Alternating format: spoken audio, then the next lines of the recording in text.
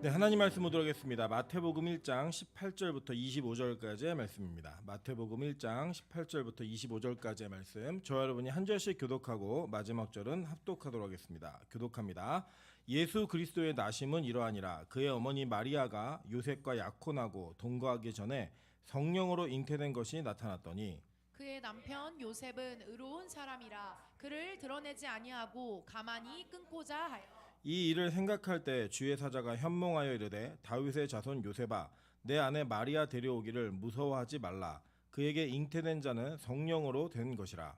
아들을 낳으리니 이름을 예수라 하라. 이는 그가 자기 백성을 그들의 죄에서 구원할 자이심이라 하니라. 이 모든 일이 된 것은 주께서 선지자로 하신 말씀을 이루려 하심이니 이르시되 보라, 처녀가 잉태하여 아들을 낳을 것이요 그의 이름은 임마누엘이라 하리라 하셨으니 이를 번역한즉 하나님이 우리와 함께 계시다 함이라. 요셉이 잠에서 깨어 일어나 주의 사자의 분부대로 행하여 그의 아내를 데려왔으나 아들을 낳기까지 동침하지 아니하더니 낳음의 이름을 예수라 하니라. 아멘. 네, 우리 주변에 있는 분들에게 이렇게 한번 인사하도록 하겠습니다. 당신 때문에 행복한 주일이 될 것 같습니다. 네, 앞뒤로도 인사하겠습니다. 당신이 좋아서 바로 뒤에 앉았습니다. 네, 희한한 건 우리 이분단이 이렇게 한 줄로 거의 앉으셨네요. 이쪽은 비워두시고 한 줄로 쭉 앉으시고 이렇게 이제 서로의 얼굴을 가려려고 하지만 절대 가려지지 않는다는 걸 알고 계시면 좋을 것 같습니다. 우리 날씨가 좀 많이 이렇게 따뜻해지기도 하고 또 밤에는 또 춥기도 하고 그래서 일교차가 많이 심한데도 불구하고 하나님께서 우리의 건강과 우리 생명을 연장시켜 주셔서 함께 예배할 수 있음이 너무나 감사합니다. 또 오늘 이 말씀을 통하여서 귀한 은혜 누리시기를 주님으로 축원합니다. 네, 오늘은 마태복음 1장 18절부터 25절까지의 말씀을 가지고 여자의 후손이라는 제목으로 하나님 말씀 증거하도록 하겠습니다. 이 마태는 다시 한번 좀 점검을 드리면 마태 자체는 레위인이었습니다. 그래서 이 레위인이었던 마태는 어렸을 적부터 구약에 대한 훈련을 철저히 받았던 레위지파 계열의 사람이었습니다. 그럼에도 불구하고 어떤 연유인지는 모르겠지만 이 마태는 예수님 당시에 그 세리로서 활동했던 그다음에 이제 말도 안 되는 거죠. 그러니까 우리로 얘기하면 뭐 독립운동가의 후손들이 일본 순사의 그런 길을 밟는 뭐 이런 정도의 개념으로 이해하시면 됩니다. 그 말도 안 되는 일들이 그 안에 이루어졌음에도 불구하고 하나님께서는 이 마태를 태초부터 예정하셔서 이 마태를 그리스도의 제자로 부르셨다는 거예요.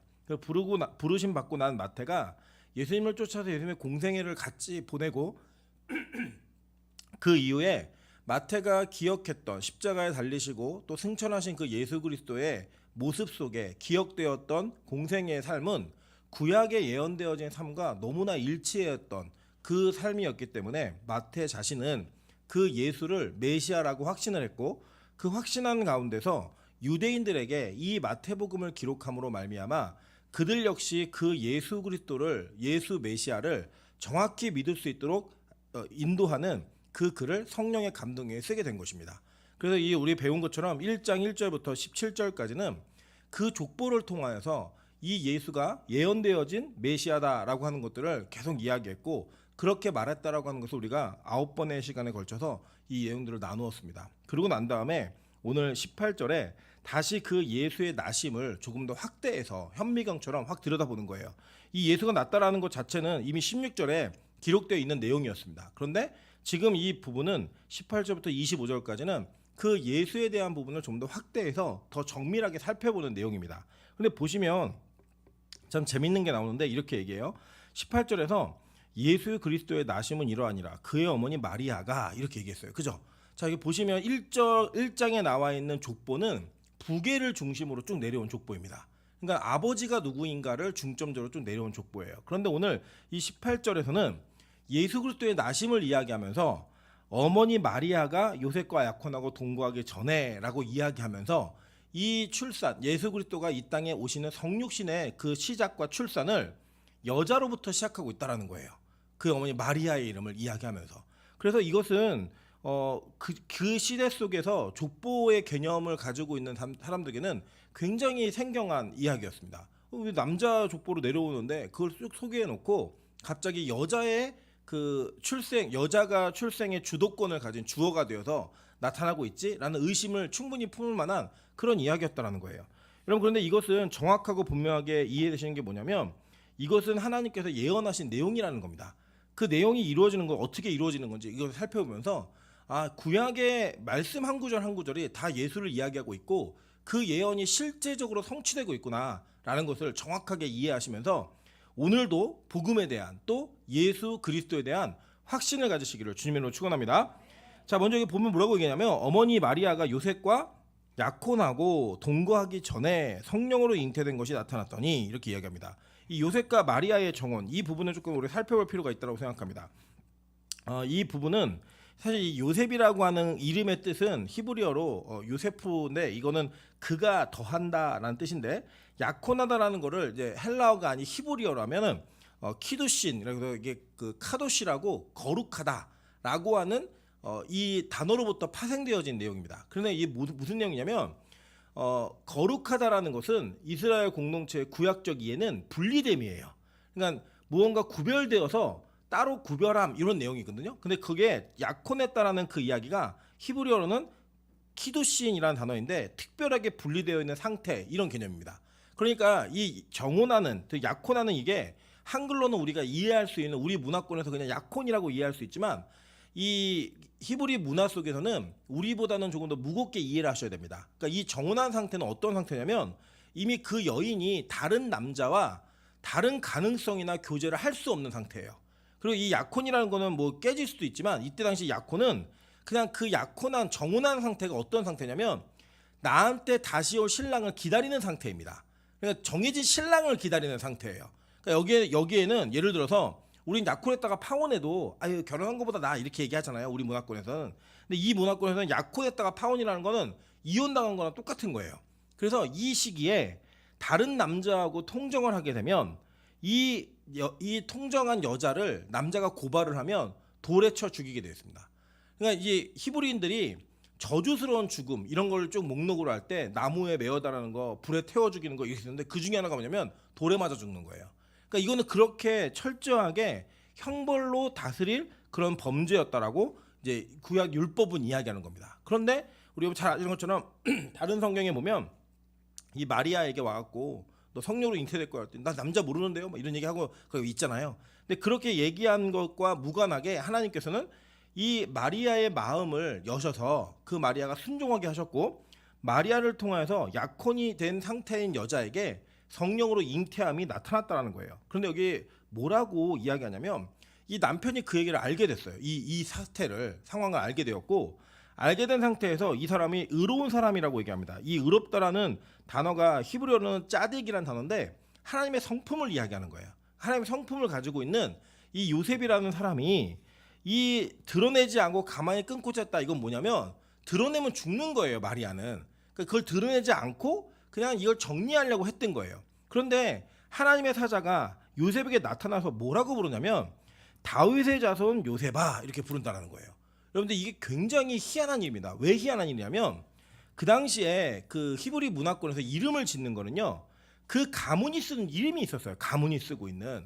그러니까 예를 들어서 여러분이 기억하시겠지만 사가랴와 엘리사벳이 그 세례 요한을 임신했을 때 그 임신한 아이가 태어날 때 이름을 뭘로 할까라고 얘기하니까 이 사가랴가 입이 막혀가지고 말을 못하면서 서판에다가 요한이라고 해라고 이게 씁니다. 그랬더니 집안 어른들이 뭐라 그러냐면 우리 가문에는 이런 이름이 없다 이렇게 얘기를 해요. 그러니까 그 히브리 문화권은 가문 안에서 계속 흘러내려가는 이름이 있었다라는 거예요. 그 여러분 아시는 것처럼 이 바울이나 사울 이렇게 얘기하는 그 단어가 원래는 같은 단어인데 사울은 히브리식 발음이고 바울은 헬라식 발음입니다. 근데 이 바울이 어느 지파였죠? 베냐민 지파였잖아요. 그러니까 이 베냐민 지파에 흘러내려오는 이름 가운데 이 다윗 시대에 존재했던 사울이라는 그 이름이 그 지파를 따라 쭉 내려오고 있는 이름인 거예요. 그래서 이렇게 내려오듯이 이 가문에 유다 가문에는 사실 요셉이라는 이름은 잘 어울리지 않는 이름인 거예요. 요셉은 요셉 지파가 따로 있기 때문에. 그런데 성경은 뭐라고 부르냐면 다윗의 자손 요셉아 이렇게 부르더라는 거예요.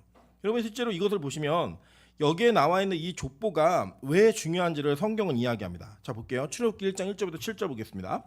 야곱과 함께 각각 자기 가족을 데리고 애굽에 이른 이스라엘 아들들의 이름은 이러하니 르우벤과 시므온과 레위와 유다와 이사갈과 스불론과 베냐민과 단과 납달리와 갓과 아셀이요 야곱의 허리에서 나온 모두 70인이요 요셉은 애굽에 있었더라. 요셉과 그의 모든 형제와 그 시대의 사람은 다 죽었고 이스라엘 자손은 생육하고 불어나 번성하고 매우 강하여 온 땅에 가득하게 되었더라 라고 얘기하면서 이 창세기 스토리를 이 7구절로 요약을 하는데 그 요약이 뭐냐면 결국 요셉 때문에 야곱의 70인이 다 살게 되었다라고 한 걸 요약하는 거예요. 그럼 우리 배우셨지만 창세기에 나와 있는 요셉은 언약을 맺는 계약의 주체가 아니라 언약을 이루고 있는 주체로서 예수 그리스도를 예표한다고 배우셨죠. 그죠? 그 예수 그리스도를 예표했던 그 예표가 요셉 지파의 요셉이었다라고 성경은 창세기에 얘기하는 거예요. 근데 그것이 이제 이 출애굽기로 가면은 그 구원의 예표가 되시는 예수 그리스도의 예표로서 모세가 사용되죠. 모세는 무슨 지파예요? 레위 지파였단 말이에요. 모세는 레위 지파였고 유다 지파는 유다 지파들에게 흩어져서 장자권이 이스라엘 지파들에게 분배되는 것을 보게 됩니다. 그런데 성경에서 뭐라고 했나 한번 볼게요. 역대상 5장 1절과 2절입니다. 이스라엘의 장자 르우벤의 아들들은 이러하니라. 르우벤은 장자라도 그의 아버지의 침상을 더럽혔으므로 장자의 명분이 이스라엘의 아들 요셉의 자손에게로 돌아가서 족보에 장자의 명분대로 기록되지 못하였느니라. 유다는 형제보다 뛰어나고 주권자가 유다에게서 났으나 장자의 명분은 요셉에게 있으니라 라고 얘기해요. 그죠? 그러니까 이제 이 장자권이 성경에 요셉에게 먼저 가서 뛰어난 주권자인 유다보다도 이 장자권 자체가 요셉에게 있다라고 얘기를 해요. 근데 이게 다 예수 그리스도가 태어나시는 메시아가 태어나시는 예언이 성취가 되려면 이 모든 예언들이 다 예수에게 집중돼야 되는 거예요. 그래서 이 다윗 가문에 요셉이라고 하는 사람의 이름이 등장을 하고 여호와의 사자가 이 요셉을 뭐라고 부르냐면 다윗의 자손 요셉아 이렇게 호칭하는 거예요. 그러니까 즉 이것은 무엇을 얘기하는 거냐면 요셉에게 있었던 장자권 그리고 요셉의 아버지가 누구였죠 여러분? 우리 보셨죠? 16절 한번 보세요. 16절 보시면 요셉의 아버지가 누구예요? 야곱이었어요. 구약에서도요. 요셉의 아버지는 누구였어요? 야곱이었어요. 그러니까 예수님의 할아버지는 누구예요? 야곱이에요. 예. 그러니까 이 구약에 나타난 70인의 족보와 이 마태복음의 마지막 부분에 있는 16절, 1장 16절을 보시면 이 출애굽기의 족보와 마태복음의 족보가 이 끝부분에서 포개지는 거예요. 이해되세요? 예. 그러면서 하나님께서 이 마지막에 족보의 마무리를 맺고 있는 예수 그리스도를 설명하기 위해서 그의 아버지를 뭐라고 부르냐면 다윗의 자손 요셉아라고 부르는 겁니다. 그래서 이 부르는 호칭 속에서 다시 구약 때 나눠주었던 장자권이 예수에게 모이고 있는 걸 설명하고 있는 거예요. 이해되세요? 무슨 말인지? 그래서 이 다윗의 자손이라고 부르는 그 호칭과 요셉이 그 가문의 이름으로 나타난다는 것은 굉장히 희한한 일인데 그 희한한 일이 벌어짐으로써 하나님께서는 나누어졌던 장자권이 예수에게 다시 집중되고 있는 것을 설명하고 마태는 무슨 사람이었죠? 어느 지파? 레위 지파. 마태로 하여금 이 일을 기록하게 하시는 거예요. 그러니까 이 모든 내용들이 이렇게 합쳐지고 있는 겁니다. 그러면서 아까 얘기했죠. 지금 예수님이 나시는데 그 나시는 그 과정 속에 주어가 누구로 되어 있다고요? 어머니인 마리아로 되어 있다는 거예요. 이 여자의 후손으로 태어난다는 걸 강조하고 있는 겁니다. 그게 어디 나오느냐? 창세기 3장 15절에 기록하고 있습니다. 내가 너로 여자와 원수가 되게 하고 내 후손도 여자의 후손과 원수가 되게 하리니 여자의 후손은 내 머리를 상하게 할 것이요 너는 그의 발꿈치를 상하게 할 것이니라 하시고 라고 이야기해요. 자, 여러분 이 장면은 조금 더 우리가 상상을 좀 이렇게 펼쳐서 생각할 필요가 있습니다. 그럼 잘 한번 생각해 볼게요. 이 아담과 하와가 선악과를 따먹은 이후에 엄청 후회했겠죠. 그죠? 내가 죄를 지어서 이제 이 벌을 받는구나. 이 죄의 대가가 나에게 오는구나. 내가 사망으로 들어갔구나. 여러 가지 일들이 있을 겁니다. 근데 하와의 입장에 성경을 보면은 아담이 먼저 속은 게 아니라 하와가 먼저 속고 그 아담이 속았다라고 분명히 기록을 해요. 그러니까 이 모든 범죄의 실마리와 이 타락의 이 전체적인 내용이 누구로부터 출발했다고 성경은 얘기하냐면 하와에게 출발했다고 얘기해요. 자, 하와의 입장에서는 지금 이 상황을 바꾸고 싶은 마음이 있었겠죠. 그죠? 뭔가 역전하고 책임지고 싶은 마음이 있을 거 아니에요. 그런데 하나님은 뭐라고 예언하셨냐면 이 여자의 후손과 뱀의 후손이 원수가 돼가지고 이 후손들끼리의 전쟁을 통하여 이걸 역전시키겠다는 거예요. 그래서 뱀의 대가리를 박살내고 여자의 후손은 발꿈치는 상하긴 하지만 그 뱀의 대가리를 박살내는 것을 통하여서 지금 이렇게 이루어진 모든 일들에 이 바뀌는 상황의 반전이 있다라고 이게 원시복음으로 하나님께서 예언하신 내용입니다. 이해되시죠? 자, 그러고 난 다음에 창세기 4장에 가면 하와가 출산합니다. 한번 볼까요? 아담이 그의 아내 하와와 동침하며 하와가 임신하여 가인을 낳고 이르되. 자, 여기도 보면 누가 주어예요? 남자하고 여자 중에 누가 부모로서의 주어를 가져요? 하와가 갖죠, 그죠? 하와와 동침하며 하와가 임신하여, 그죠? 하와가 임신하여 가인을 낳고 이르되 내가 여호와로 말미암아 등남하였다 하니라 이렇게 얘기하죠. 근데 이게 히브리어 원어 성경을 보면요, 여호와로 말미암아 이런 말이 없어요. 히브리어 원어 성경은 내가 여호와를 낳았다예요. 그냥 직역을 하면 내가 여호와를 낳았다. 그래서 제가 간제는 이렇게 가로를 쳐드렸잖아요. 왜 그러냐면 이게 없는 단어예요. 없는 단어. 의역해가지고 만든 단어입니다. 그러니까 이 하와는 자기가 낳은 아들이 메시아일 거라고 믿은 거예요. 뱀의 머리를 박살낼. 그래서 이 여자의 후손이라고 하는 그 예언이 자기에게 성취될 거라고 믿었던 그 하와에게 나타난 자식이 누구였어요? 가인이었다고요. 실망해가지고 가인이 아닌 거예요. 싹수가 없는 거예요. 그래서 그 다음에 낳은 아들인 아벨이, 이름이 하벨, 뜻이 뭐냐면 허무하다 이런 뜻이에요. 내가 이제 믿고 낳는데 별로 그런 효과가 없네, 뭐 이거 역전된 상황이 안 보이네, 이런 내용이에요. 그래서 성경은 창세기 때부터 여자를 통해 낳는 아이로 하여금 이 상황, 죄로 인하여 타락되어진 상황이 바뀔 거라고 하는 힌트를 계속 주고 있었어요.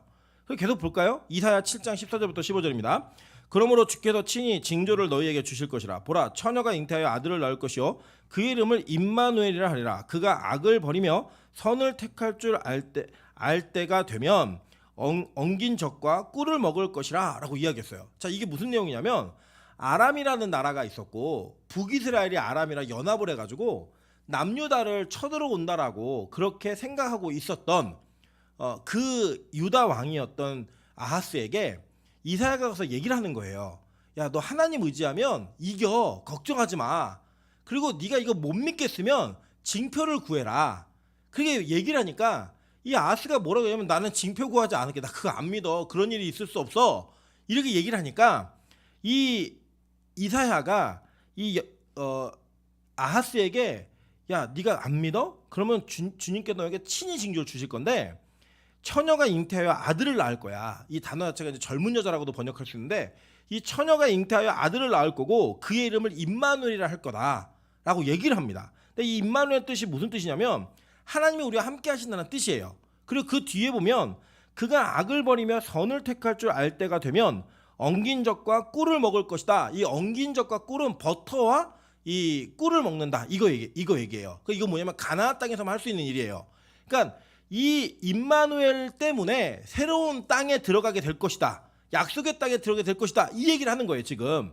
그러니까 이사야가 이 얘기를 하면서 뭘 얘기하고 있는 거냐면 처녀의 잉태함. 그러니까 정말 말도 안 되는 일이 벌어져서 그 말도 안 되는 일 때문에 이런 일이 벌어지게 될 건데 그 말도 안 되는 일로 말미암아 너희가 약속되어진 땅에 들어가는 듯한 그런 역사, 그 일이 반복되어서 일어날 거야 라고 하는 이야기를 하고 있는 거예요. 이미 구약에 예수로 말미암아 어떠한 새로운 땅이 주어지는지도 예언하고 있는 거예요. 이 내용 자체가. 그 내용이 지금 오늘 성취된 걸 보게 되는 겁니다. 계속 볼게요. 이사야 66장 7절부터 9절입니다. 시온은 진통을 하기 전에 해산하며 고통을 당하기 전에 나말을 낳았으니 이러한 일을 들은 자가 누구이며 이러한 일을 본 자가 누구이냐. 나라가 어찌 하루에 생기겠으며 민족이 어찌 한순간에 태어나겠느냐. 그러나 시온은 진통하는 즉시 그 아들을 순산하였도다. 여호와께서 이르시되 내가 아이를 갖도록 하였은즉 해산하게 하지 아니하겠느냐. 내 하나님이 이르시되 나는 해산하게 하는 이인즉 어찌 태를 닫겠느냐 하시니라 라고 얘기하면서 그 아이를 낳은 여자가 아이를 낳아서 그 남아가 태어났는데 그 남아로 인해서 민족이 생기고 그 기이한 일이 벌어지는 일들을 이사야가 계속 예언하고 있는 거예요. 그러니까 이사야가 구약에 자기의 예언을 통해서 그 예언의 실체이고 주체이신 예수님을 본 거예요. 그래서 그걸 갖고 지금 계속 예언하고 있는 겁니다. 그래서 실제로 이 마리아에게 이 나타나신 여호와의 천사 가브리엘이 뭐라고 얘기하나 한번 볼게요. 누가복음 1장 26절부터 33절입니다.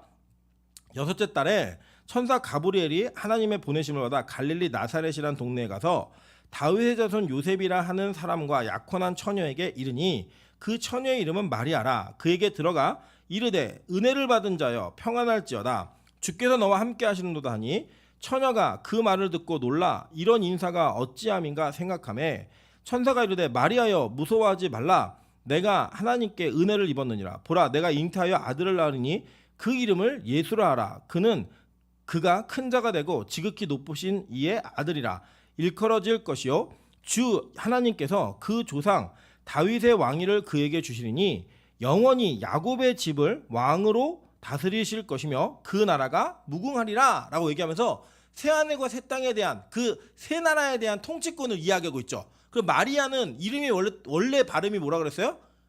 미리암이라고 얘기했잖아요. 그러니까 이 레위 지파, 요셉 지파 나눠졌던 왕권, 제사장권과 이런 모든 권한들이 지금 다 예수에게로 모이고 있는 장면인 거예요.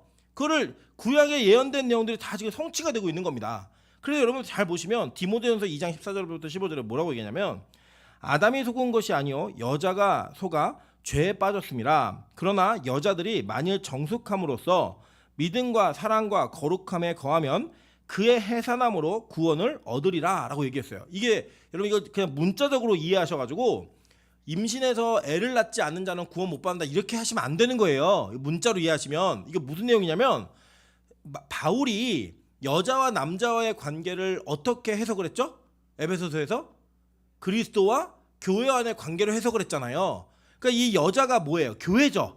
그러니까 이 여자인 교회가 해산하는 것은 뭐냐면 여자의 후손을 통하여서 구원함을 얻게 된다는 거예요. 여자는 그래서 그 해산함을 이루어야 된다라는 표현을 하면서 이게 어떠한 특정한 여인들에게 자식을 낳아서 구원받아라가 아니고 교회가 여호와 즉 메시아를 낳게 될 거라고 하는 그 예언을 통하여 교회가 계속 복음을 양산하는 이야기를 하고 있는 거예요. 지금 그 담겨진 의미의 뜻은 자, 그 얘기를 하면서 실제적으로 하나님께서 이 모든 것을 요한에게 이렇게 요약해서 보여주셨는데 그 내용이 뭐냐면 계시록 12장 1절부터 5절이에요. 자, 하늘에 큰 이적이 보이니 해를 옷 입은 한 여자가 있는데 그 발 아래에는 달이 있고 그 머리에는 12별의 관을 썼더라. 이 여자가 아이를 베어 해산하게 되매 아파서 애를 쓰며 부르짖더라. 하늘에 또 다른 이적이 보이니 보라 한 큰 붉은 용이 있어 머리가 7이요 뿔이 10이라. 그 여러 머리에 7 왕관이 있는데 그 꼬리가 하늘의 별 3분의 1을 끌어다가 땅에 던지더라.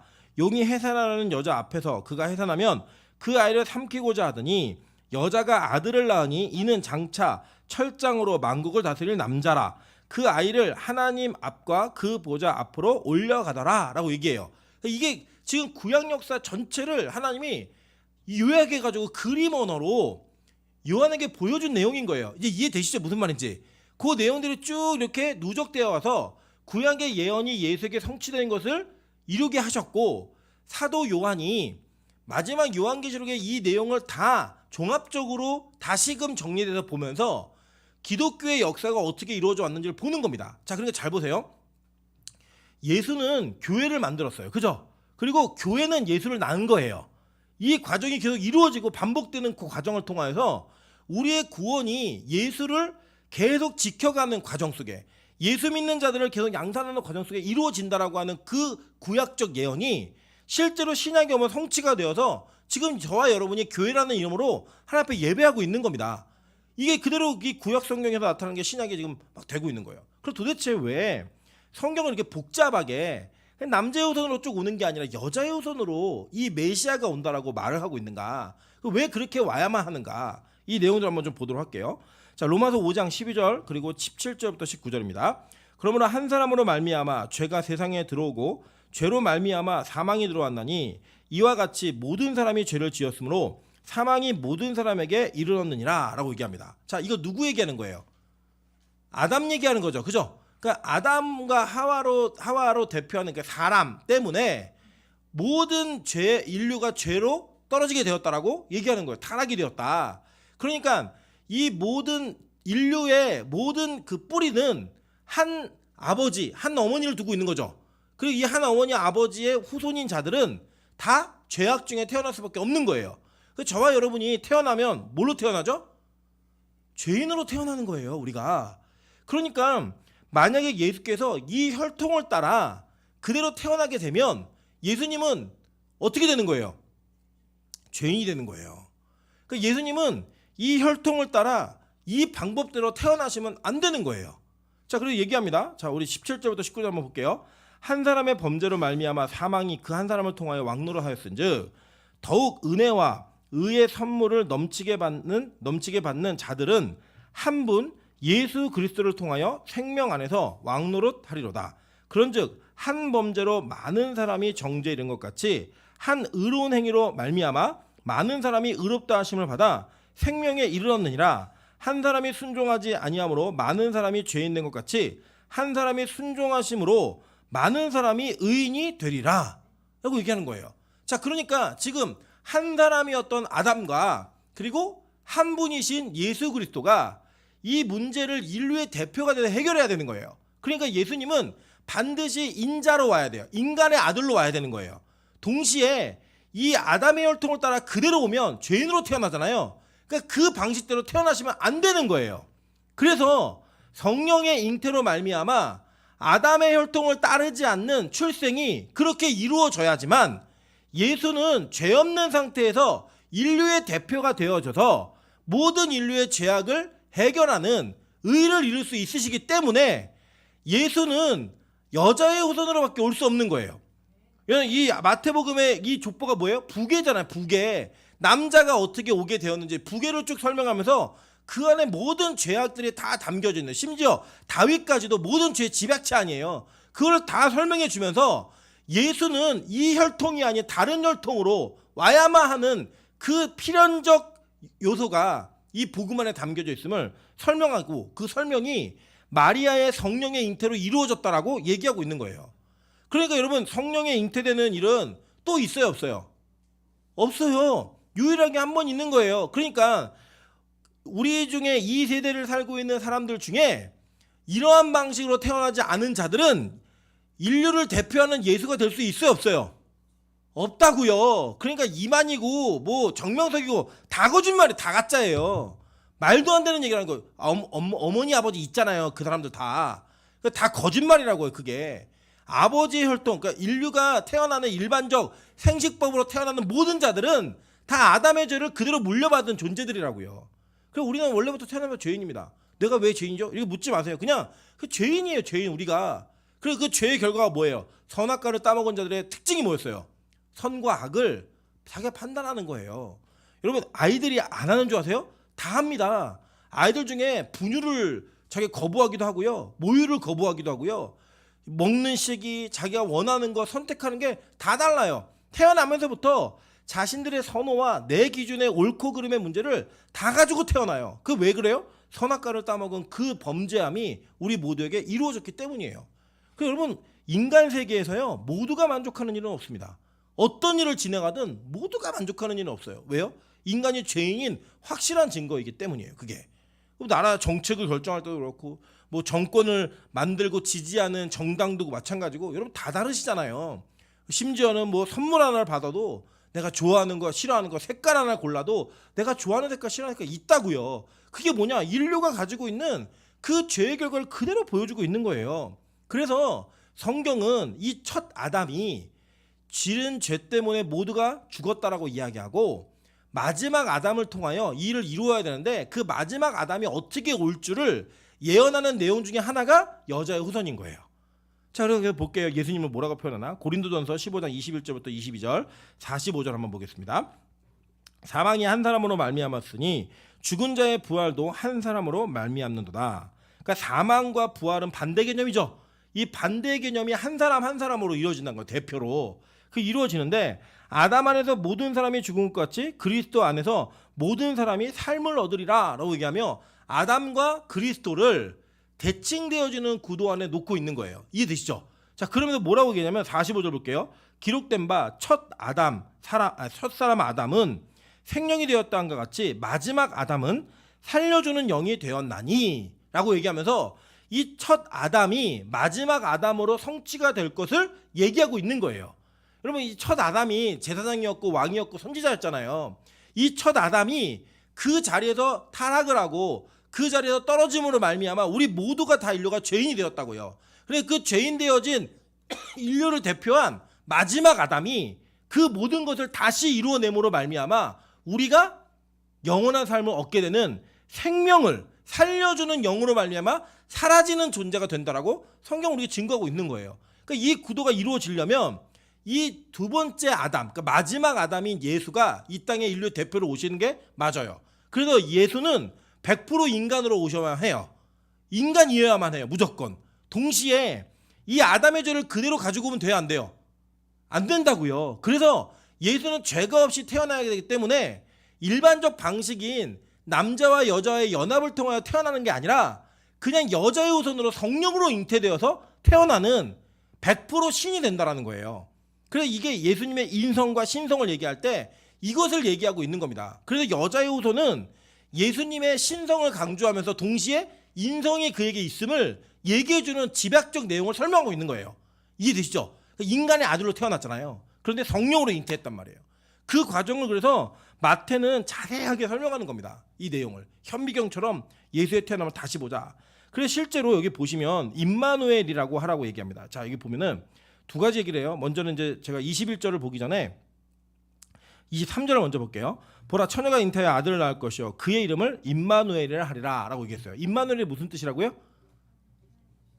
하나님이 우리와 함께 계신다 이거예요. 자, 그런데 출애굽기 29장 45절부터 46절을 보시면 자, 이렇게 얘기합니다. 내가 이스라엘 자손 중에 거하여 함께 계시 그들의 하나님이 되리니, 함께 계신다는 뜻이죠. 그들은 내가 그들의 하나님 여호와로서 그들 중에 거하려고 그들을 애굽 땅에서 인도하여 낸 줄 알리라. 나는 그들의 하나님 여호와니라 라고 얘기하면서 하나님이 그들 중에 거하고 그 이스라엘 자손 중에 함께 있겠다고 말씀하셨어요. 이게 몇 장이에요? 출애굽기 29장이죠. 그리고 이 출애굽기 29장에 하나님이 말씀하신 내용이 눈으로 보여지는 것들로 만들어졌을 때 그게 뭐였어요? 성막이었잖아요. 성막. 그러니까 이 임마누엘은 성전과 관련되어진 용어인 거예요. 성막과. 근데 이 임마누엘, 이 같이 계셨던 성막이 이스라엘 백성 중에 같이 거하면서 성막 안에서 했던 일이 뭐예요? 제사를 드렸다고요. 그 제사는 왜 드린 거예요? 죄의 문제를 해결하기 위해서. 이스라엘 백성들이 율법에 걸리면, 율법이 자기에게 적용이 되어져서 죄인이 되어지면 그 죄의 문제를 해결할 수 있는 유일한 방법은 이 성막에서 예배하는 일이었어요. 그리고 이 예배하는 이 성막에서의 일이 850년이 지나면 성전으로 바뀌는 거고, 그 성전이 끝나면 예수로 옮겨지는 그 은혜가 있는 거예요. 그래서 지금 오늘 예수로 옮겨지는 그 장면의 출발이 이 마리아에게 성령으로 잉태된 그 메시아가 잉태됨으로 말미암아 시작되는 거예요. 이해되세요? 그래서 지금 예수라고 이름하라고 하는 21절 다시 올라와 볼게요. 아들을 낳을 거다 네가. 근데 그 아들의 이름을 뭐라고 하래요? 예수라고 하래요. 예수의 이름 뜻이 뭐죠? 여호와께서 구원하신다예요. 여호와가 구원하신다. 이는 그가 자기 백성을 그들의 죄에서 구원할 자이심이라 하니라 라고 얘기하는 거예요. 여러분, 그게 지금 이 모든 일들이 지금 구약에 있는 모든 사건이 마태의 눈에는 다 예수를 예언하는 사건과 예수를 말하고 있는 내용들로 다 이어지는 거예요. 쭉쭉쭉. 그래서 그 내용들을 이야기할 때 우리는 이런 거예요. 임마누엘이라고 얘기하면 유대인들은 그게 현현되어진 게 성막이고 성전이라는 거 다 알아요. 그래서 그 임마누엘이라 하리라, 그리고 그들 구원하리라 라고 얘기한 게 연결된다는 거 안다고요. 왜냐? 그들의 죄 문제를 해결하는 건 유일하게 성전에서 예배드리는 거에는 방법이 없었거든요. 제사 말고는. 그 시대까지는. 그런데 그 모든 것이 예수를 통해 완성되어지고 이루어진다라고 하는 거를 마태가 기록함으로써 써내려가는 거예요. 성령의 감동으로. 이걸 읽은 유대인들에게는 아, 그래, 이 예수 그리스도가 우리의 무엇을 위해서 오셨구나, 왜 여자의 후손으로 태어날 수밖에 없고 이 예언이 왜 성취되고 있는 거나, 이거를 알게 하기 위해서 이 내용들을 이야기하고 있는 겁니다. 여러분, 이게 얼마나 그 놀라운 사실인지, 왜 여자의 후손이 놀라운 사실인지 제가 또 한번 설명드릴게요. 제가 간지에다가 이게 도표를 하나 넣어드렸어요. 이게 뭐냐면 히브리인들의 문화적 사고 방식이에요. 자, 그러니까 왼쪽 오른쪽 나눠져 있죠. 이건 부정한 것과 정한 것을 이야기하는 그런 개념이었어요. 이 개념 자체가. 그리고 그들은 어두움과 빛, 세상과 하나님 나라, 악인과 의인, 여자와 남자, 이걸 구분했다고요. 그래서 이제 이게 뭐 어떤 식이냐면 이런 거예요. 이런 말은, 이런 문장은 히브리 사람들에게 어울리지 않았어요. 예를 들어 의인이 왼쪽에 서 있다. 이건 어울리지 않는 거예요. 의인은 어디에 서 있어야 돼요? 오른쪽에 서 있어야 되는 거예요. 그래서 오른손으로 날 도와라 이런 거 얘기하고, 왼손잡이 에훗 이렇게 얘기할 때는 그 사람이 가지고 있는 핸디캡이 얼마나 큰지를 설명하고 있는 거예요. 그게 그 원래 성경 히브리어는 오른팔을 못 쓰는 자예요. 그러니까 그게 부정한 자이고 무언가 이룰 수 없는 자다라는 걸 설명해주고 있는 단어라고요. 그 단어가 유대인들의 문화가 그랬어요. 근데 이상하게도 하나님께서는 여자의 후손으로 말미암아 태어나는 아들, 남자가 이 세상을 구원할 거라고 얘기하면서 이 복음 안에 모든 부정한 것들이 다 정한 것으로 바뀌어지는 그 역사를 보여주고 있는 거예요. 그래서 예수로 인해 완전한 패러다임의 전환이 오는 겁니다. 여러분 잘 보세요. 구약에서는요, 부정한 자가 정한 사람을 손을 대거나 만지면, 때로는 정결한 사람이 부정한 것에 손을 대면 같이 부정해졌어요. 그래서 그 정한 것의 의식을 다시 해야지만 정한 사람이라고 인정을 받았단 말이에요. 그런데 신약으로 넘어오면요, 정한 예수님에게 손을 댄 부정한 혈류병 앓는 여인이 병이 나와버려요.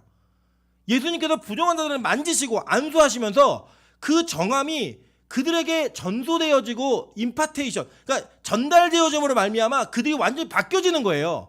그게 복음인 겁니다. 그러니까 신약과 구약의 결정적 차이가 뭐냐면, 구약은 부정한 것과 정한 것의 구분이 명확하고 그 명확함 속에서 정한 것이 부정한 것을 접하면 안 돼요. 근데 이 접하면 안 되는 그 개념이 신약으로 넘어오면서 부정한 자들이 정한 자들에게 만져지게 되고 그 접촉이 일어나게 되면 모두가 다 정함으로 바뀌어지는 거예요.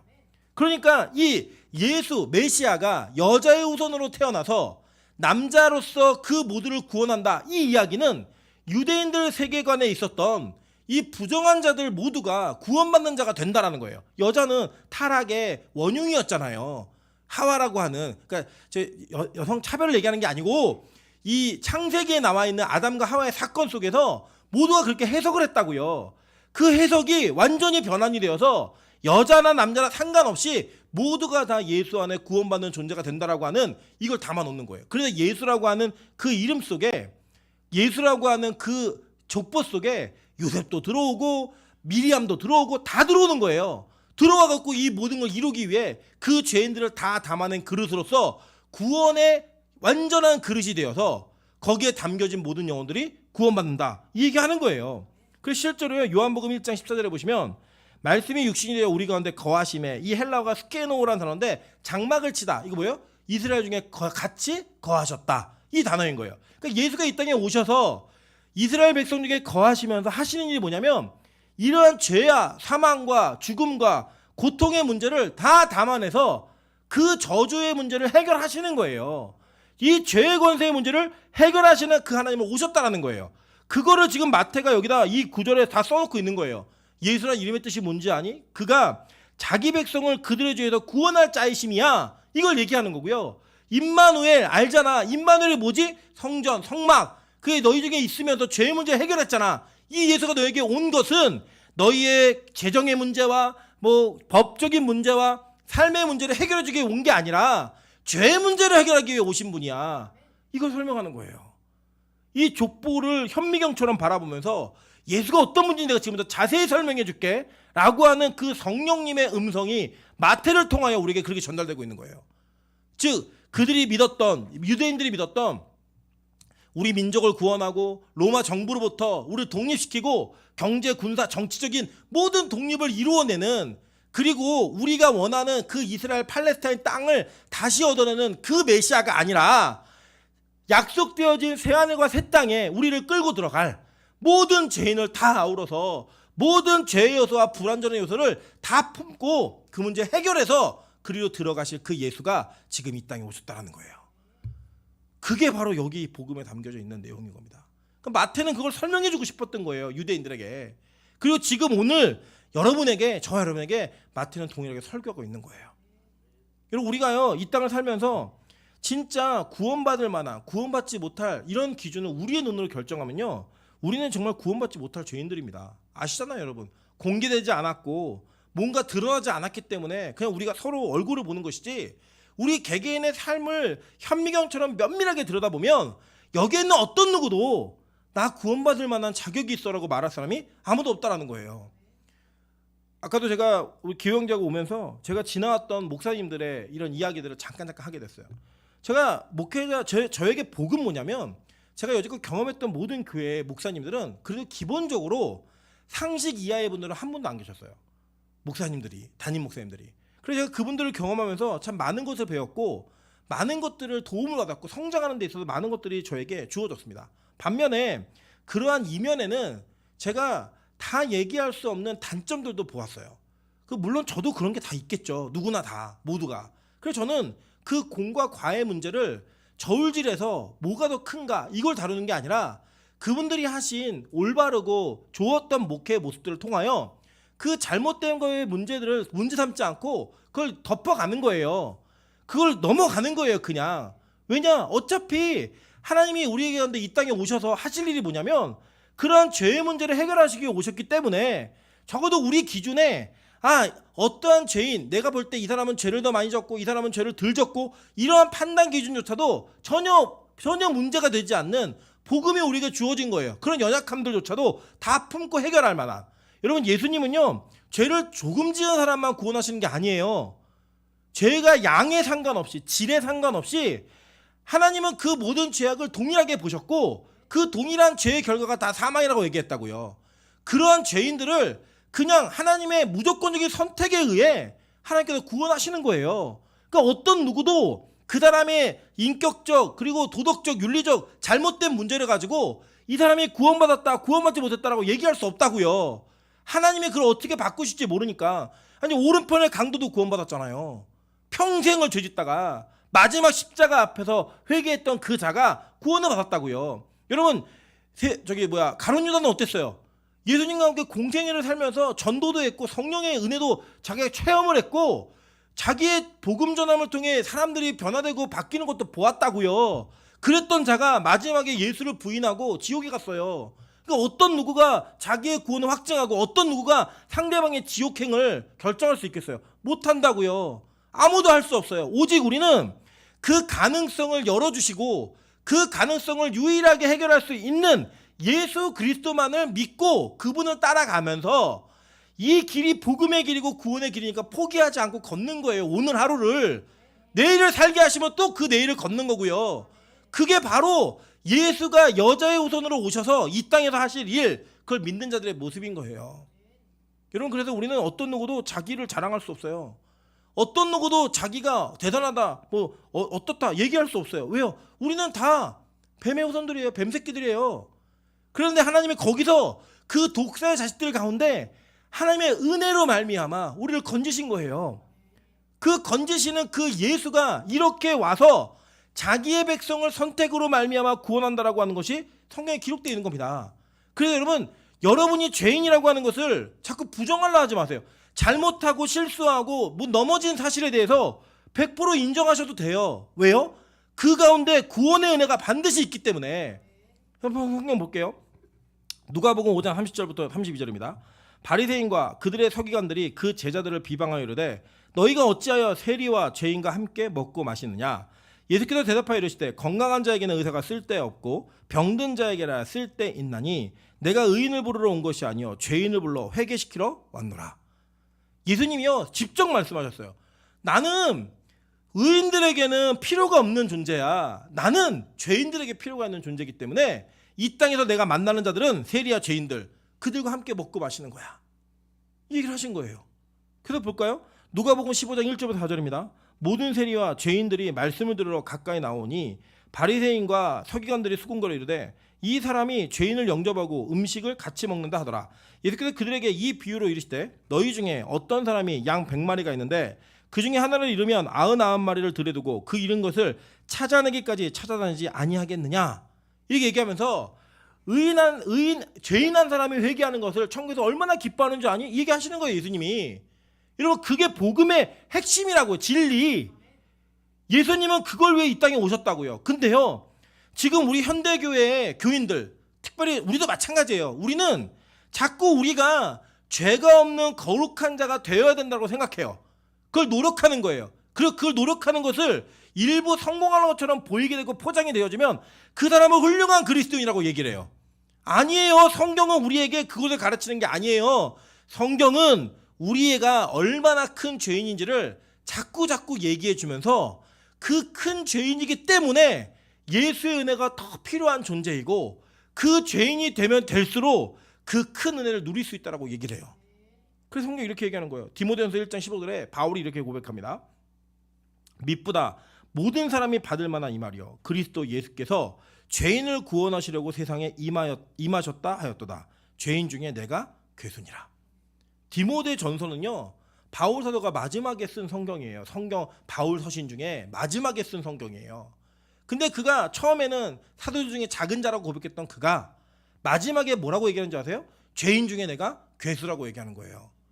여러분, 근데 우리는 어떻죠? 우리는 목사, 권사, 장로, 뭐 전도사 이런 사람들은 도덕적 윤리적으로 죄가 없고 깨끗해야 된다고만 생각을 해요. 그렇게 되려고 노력하는 것이 옳다라고 얘기해요. 아니요. 여러분, 그 노력을 하지 말라는 게 아니에요. 우리는 우리 안에 진짜 믿음이 있으면 죄와 싸우게 되어 있어요. 싸우는 걸 포기하지 않고 싸우게 되어 있지만 여전히 우리는 그 죄 가운데 허덕일 수밖에 없고요. 예수 그리스도를 알면 알수록 우리가 예전에는 아무것도 아니라고 지나갔던 죄악의 문제가 더 큰 문제가 되어서 우리에게 다가와요. 내가 예전에는 화가 나면 화를 냈고 짜증이 나면 짜증을 냈고 누굴 미워하고 싫어하면 그렇게 했다고요. 나에게 잘하는 사람에게는 잘해주고 못하는 사람을 분노하고 저주하는 일들이 우리 안에 너무나 당연한 일이었어요. 근데 우리가 예수를 알고 나면 그게 얼마나 큰 죄악인지를 알게 되는 거예요. 진짜 복음을 경험하고 나면 그 죄악의 문제가 얼마나 심각한 죄의 문제인지를 알게 되는 거예요. 이 세상에서 도둑질하고 훔치고 남을 때리고 한 것보다 내 마음에 있는 그 더러운 것들이 얼마나 추악한 건지를 깨닫게 되는 거예요. 그럴 때 예수를 보게 되면 그 예수 앞에 자신의 죄악의 문제를 철저하고 분명하게 고백할 수 있게 되는 겁니다. 그래서 바울은 점점점 그의 신앙과 믿음이 더 성숙해지면 성숙해질수록 자신의 죄됨을 더 온전하게 고백하는 거예요. 그게 바로 복음인 겁니다. 여러분, 빛가서 공교회가 저는 더 죄를 고백하는 교회가 되길 소망합니다. 언제까지 회개해야 돼? 뭐 지난주 회개한 거 또 회개해야 돼? 맞아요. 우리는 그 지난주에 지은 죄악의 문제를 해결하기 위해 이곳에 예배. 예수님이 그것 때문에 오셨다니까. 임마누엘이라는 단어가 그것 때문에 오신 거예요. 성막이 왜 이스라엘 중에 있었냐면 그 죄 문제가 해결되는 것 때문에 그분이 여기 오신 거예요. 오늘 우리가 그렇게 고백하며 나아가는 겁니다. 오늘도 우리 장로님께서 기도하시면서 우리가 부모에게 못한 그런 불효의 어떤 순간들이나 이런 것들을 고백하셨어요. 맞죠? 그것도 100% 우리의 죄악의 문제죠. 근데 우리는요, 그 부모와 자식 간의 관계를 하나님과 우리 자신의 관계로 생각하면 우리는 훨씬 많이 배신했고 훨씬 많이 불효한 것들을 하나님과의 관계 속에서 많이 해왔어요. 어떤 사람이 저한테 그러더라고요. 누가 자기를 배신했는데 너무 화가 난대요. 그래서 제가 얘기했어요. 너도 하나님 배신했잖아. 그랬더니 그게 자기에게 모든 대화를 더 불평할 수 없게 만드는 그 단어였어요. 그 문장이었어요. 그냥. 그게 우리의 모습이에요. 우리의 모습.